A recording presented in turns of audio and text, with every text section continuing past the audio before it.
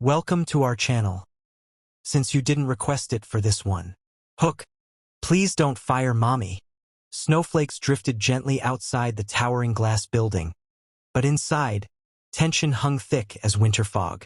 The CEO of Sterling Enterprises was preparing to fire one of his longest-serving employees. Just another routine decision made from the corner office high above the city.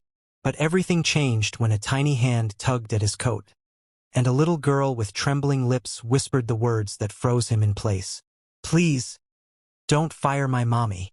In that moment, the world stopped, because sometimes the smallest voices carry the biggest truths. The whisper that broke the CEO's armor. Maya Thompson knew this day was coming. The company had been cutting staff for months, and whispers floated through the hallways like nervous ghosts. As a single mother juggling 2 jobs and late-night study sessions, she felt the ground beneath her shaking.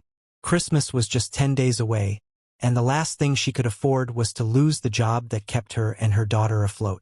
But fate is rarely kind on schedule. That morning, Maya received an email from HR requesting a performance review meeting. The exact phrase everyone knew was just a polite mask for termination. Her stomach twisted. She tried to steady her breathing, reminding herself she'd been a good employee. She worked extra hours, took fewer breaks, and smiled even when her world felt like it was falling apart. What more could she do?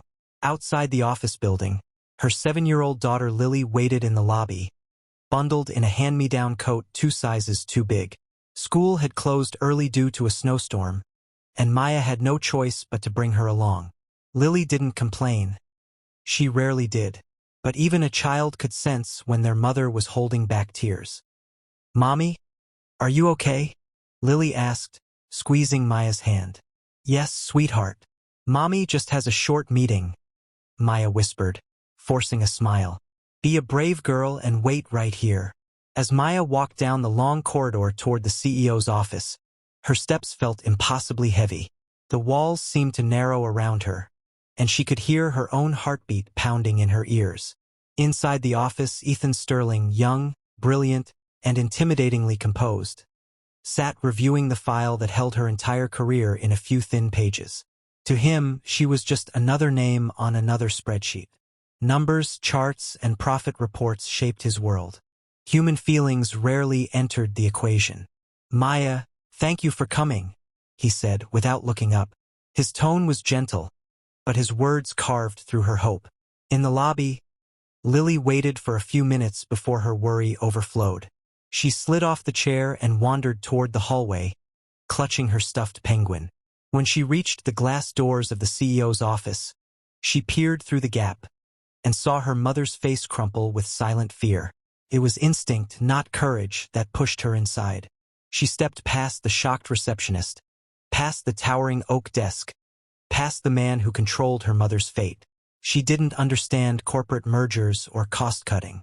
She only understood love and the terror of losing everything familiar. She tugged at the CEO's coat. Ethan looked down, startled, and in the smallest voice, one only a heart could hear clearly, she whispered, "Please don't fire my mommy, please." The room fell silent.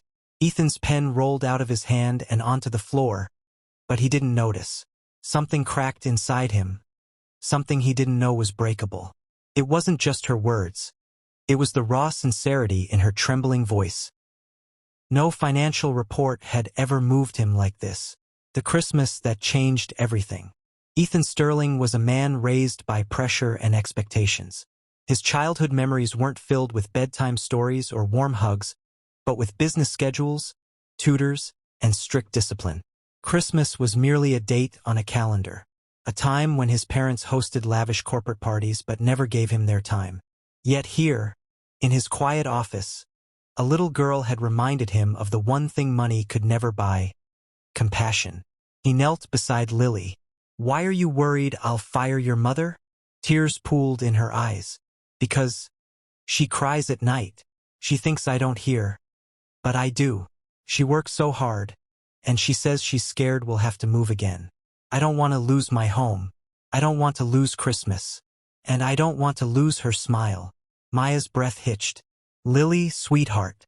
But Ethan lifted a hand gently. "It's okay." He turned to Maya. Is this true? Are things this difficult for you? Maya swallowed hard. Pride could no longer shield her. I never wanted my struggles to affect my work. I've been doing everything I can. But life hasn't been kind lately. I'm sorry. Ethan exhaled slowly, a long breath that released years of emotional distance he never realized he had built. He suddenly saw her not as an employee but as a human being. A mother. Someone fighting battles he never had to face. Sit down, he said quietly. We're not here to fire you. Shock rippled across Maya's face. But the email can wait, he replied. I want to hear your story. All of it. For the next hour, Maya spoke, hesitant at first, then with growing trust. She explained her financial struggles, her efforts to study at night to qualify for internal promotions, her desire to give Lily a better future. Ethan listened, not as a CEO calculating numbers, but as a man touched by the courage it took to speak. By the end, the snow outside had thickened into a soft white blanket, muffling the sounds of the world. Maya, Ethan said calmly, I want to offer you something different, a position that fits your skills with flexible hours and a raise. Maya gasped. A raise? But why? Because, Ethan answered, glancing at Lily, no child should fear losing their mother because of a spreadsheet. Lily's face lit up like a Christmas tree.